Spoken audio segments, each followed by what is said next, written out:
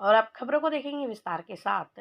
कहते हैं कि कुछ लोग ऐसे होते हैं कि वहां भले ही कठिनाइयों में जी ले, लेकिन दूसरों को खुश और संस्कार देने का काम जरूर करते हैं। मध्य प्रदेश के बुरहानपुर जिले के फतेहपुर में रहने वाले शासकीय शिक्षक, जिनकी दोनों आंखों से दिखाई नहीं देता है, वह खुद अंधकार में जी रहे हैं, लेकिन उन्होंने बच्चों के और विद्यार्थियों के जीवन में उजाला लाने के लिए उनको पढ़ा रहे हैं। कक्षा पहली से दूसरी तक विद्यार्थियों को पढ़ाते हैं। बच्चे भी शिक्षक का आदर सम्मान करते हैं। उनके द्वारा सन 1998 से विद्यार्थियों को पढ़ाया जा रहा है। उनकी पत्नी इस काम में उनका सहयोग करती है। आरटी हलचल की टीम ने शिक्षक रामलाल भिलावेकर से बात की तो उन्होंने बताया कि मेरा जन्म 25 मई 1975 को रामाखेड़ा कला में किसान परिवार छोटे लाल भिलावेकर के यहाँ हुआ था। मेरी माता लीलाबाई गृहिणी है। दोनों ने शिक्षा नहीं ग्रहण की थी, लेकिन मेरे पड़ोस में रहने वाली जिराग जादी द्वारा मुझे और मेरे परिवार को मुझे पढ़ाने के लिए प्रोत्साहित किया गया। मैंने बैतुल ग्राम पांडर में ब्रेन लिपि से कक्षा पहली से 7वीं तक पढ़ाई की, जिसके बाद 8वीं से 10वीं तक मैं जबलपुर में पढ़ा। 1998 में मुझे सरकारी नौकरी लगी। मैंने सबसे पहले जिले के परती कुंडिया की सरकारी स्कूल में विद्यार्थियों को पढ़ाया। अब मैं 2003 से फतेहपुर की शासकीय हिंदी प्राथमिक शाला में विद्यार्थियों को पढ़ा रहा हूँ। मुझे दोनों आंखों से दिखाई नहीं देता है। अब फिलहाल शिक्षक की उम्र 49 साल है। मेरा जन्म ग्राम रामाखेड़ा कला में हुआ और मेरा 1975 25 मई को हुआ। और मेरे माता पिता जो है वो मजदूरी और थोड़ी कृषि करते हैं और मेरी शिक्षा बैतूल जिले के ग्राम पाढ़र ब्लाइंड स्कूल में हुई। मैं वहीं से कक्षा 1 से कक्षा 7वीं तक पढ़ा, जो कि ब्रेन लिपि में मैं पढ़ा। और साथ ही साथ वहाँ पर हमको काम भी सिखाते थे, जैसे पहले वायर से बुनी हुई कुर्सी बुनाई का काम, तो हमको कुर्सी बुनाई का काम भी आता है।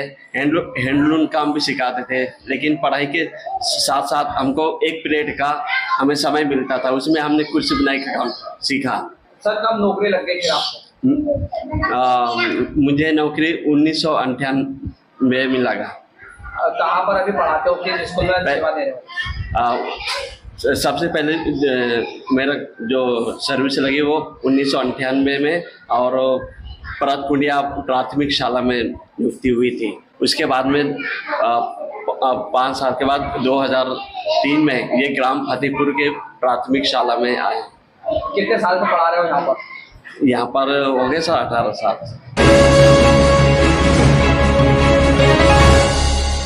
बुरहानपुर नगर निगम कार्यालय में कांग्रेस पार्षद दल ने नारेबाजी कर विरोध जताया। गुरुवार दोपहर 12:30 बजे नगर निगम कार्यालय में कांग्रेस पार्षद दल ने धरना देकर नारेबाजी कर विरोध जताया। कांग्रेस पार्षद दल का कहना है कि वार्डों में विकास के कार्य नहीं हो पा रहे हैं, जिस कारण काफी परेशानी आ रही है। इसलिए आज हम समस्या बताने आए थे, लेकिन नगर निगम आयुक्त का एटीट्यूड देखने को मिला। तो वहीं गांधी कॉलोनी वार्ड पार्षद पति ने आत्मदाह करने की चेतावनी दे दी है, जिस पर नगर निगम आयुक्त भड़क उठे और अपने कार्यालय में जाकर बैठ गए। इस दौरान बड़ी संख्या में कांग्रेस पार्षद मौजूद थे। जो हमारे वार्ड की समस्या है वो लगभग पूरे शहर की समस्या है, इसीलिए सभी पार्षद हमारे साथ में पूरे पार्षद दल है और उसको लेकर के धरना दिए थे। धरने को लेकर के हमने सर से बात करी, लेकिन सर ने उसको सही उत्तर न देते हुए पुलिस की धमकी देने लगे। आपने कुछ आत्मदाह की चेतावनी? बिल्कुल दिए, मजबूरन हमको करने पे मजबूर हो गए कि वार्ड के अंदर आए गए दिन लोग घरों पर आकर के हंगामा करते हैं कि हमने तुमको इसीलिए जिताया गया कि ये दिन देखने को मिलेंगे। आपके वार्ड के क्या ऐसे काम है जो आपने आवेदन लगाया था और अभी तक नहीं पूरा हो पाया? वार्ड के कामों के लिए जैसे नाला निर्माण आज तक के नहीं हुआ, नाना वार्डों में रोड खराब, गड्ढे पड़े हैं, नालियों की हालत खस्ता हालत है, पुलिया निर्माण नहीं हो पा रहा है, शौचालय बंद पड़े हैं, जीएमसी के काम 50% के ऊपर खस्ता हालत में है। आगे तो यही सब चलता रहेगा क्योंकि वार्ड वासी जो बहुत परेशान है और वार्ड वासी तो पार्षदों को ही परेशान करते हैं क्योंकि वार्डों की समस्या बहुत है। मुख्यमंत्री से मिलने जाएगा पार्षद दल आपके नेतृत्व में? बिल्कुल जाएंगे। अगर यहाँ से कुछ नहीं होता तो फिर आगे क्या कार्रवाई वही करेंगे। वो तो दिख रहा है आप लोगों को भी और सभी ने देखे जो उनका एटीट्यूड है। जैसी वार्ड में जो उनकी समस्या है कि वार्ड में काम नहीं हो रहा है तो उसको लेकर वो बहुत परेशान है। मेरी पार्षद बहन की काम नहीं हो रहा है, जनता उन्हीं को आकर बातें सुनाती है, तो मैं आयुक्त महोदय से उस विषय में बात करूंगी कि वार्ड में काम होना चाहिए क्योंकि हर पार्षद परेशान है वार्ड को लेकर, क्योंकि वार्ड में तो पार्षद को ही जनता परेशान करती है। मैं इसी विषय में कमिश्नर साहब से बात करती हूँ और मेरी पार्षद बहन को भी मैं कमिश्नर साहब से बात करूंगी ना, विशेष कि आप जब कोई भी जनप्रतिनिधि है उनसे अपने तरीके से मतलब शांति पूर्वक बात करे करके। गानी कॉलोनी वार्ड के पार्षद प्रतिनिधि हैं जो आए थे भी, उनका कल एक ज्ञापन भी प्राप्त हुआ था। उस ज्ञापन के संदर्भ में सुबह उनसे मैंने फ़ोन पे बात की थी कि क्या विषय है उनको वार्ड में भ्रमण करके उनका निराकरण करने की बात कर लेते हैं। तो उन्होंने कहा कि नहीं, मैं कार्यालय आके बात करता हूँ। तो अभी कुछ पार्षदों के साथ वो धरने पर बैठे थे, मैंने ज्ञापन लिया है उनका, उनकी जो भी समस्याएं समय पे निराकृत हो सकती है उन पे कार्रवाई करेंगे। हाँ, उन्होंने ऐसा कहा कि अगर मेरी समस्याओं पे अभी तत्काल निराकरण नहीं किया गया तो मैं जो भी उन्होंने कहा आपने, तो उसके संबंध में स्थानीय पुलिस थाने को भी सूचना दी है कि इस तरह की कोई घटनाक्रम ना हो, उसके बारे में पर्याप्त सुरक्षा व्यवस्था होनी चाहिए। बुरहानपुर राजपुरा क्षेत्र में पोषण माह की शुरुआत हुई है। स्कूली विद्यार्थियों को जानकारी दी गई। गुरुवार दोपहर 12 बजे राजपुरा क्षेत्र में पोषण माह की शुरुआत हुई। महिला बाल विकास विभाग की सेक्टर सुपरवाइजर मंजूश्री ठाकुर ने जानकारी देते हुए बताया कि पोषण माह का मनाया जा रहा है।